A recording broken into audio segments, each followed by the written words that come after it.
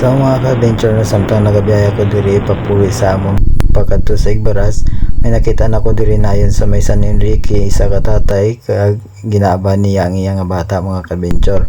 So may dala kita diri mga ka-adventure nga 5 ka kilo nga bugas, no. So hinatag man lang ini sa aton mga ka-adventure, so ihatag man naton sa para sa mga nagakinahanglan.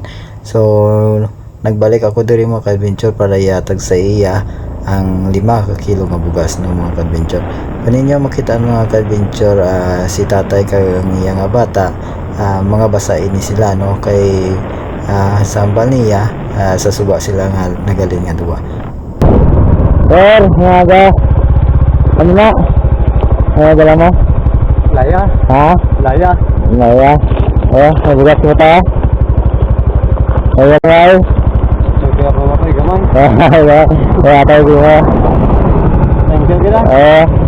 Ang kalipay sang isa ka amay mga ka-adventure, no. Dito na. Subaan. Thank you kita. Okay, sige na. Ito. Ha? Sa adventure wala na kita diri nagpadugay pa, no. Nagdali-dali naman kita mag biyahe liwat, no, papuli sa aton sa Igbaras. Kay mga ka-adventure, pila pa ka oras ang atong paggabiyahe yon, ay tungod diri pa lang kita sa may San Enrique ang pagapulian naton dito pa sa Igbaras, no. So pila pa ka oras ang atong may biyahe. So mga ka-adventure, grabe nagitang init sini kay mga manog alas 11 na ini sa udton, no, mga ka-adventure. So muna nga naglakat na lang kita dayon mga ka-adventure, wala na natin ipadugay.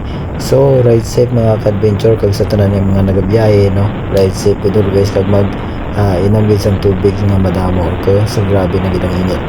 So see you sa mga next naton nga mga videos mga ka-adventure.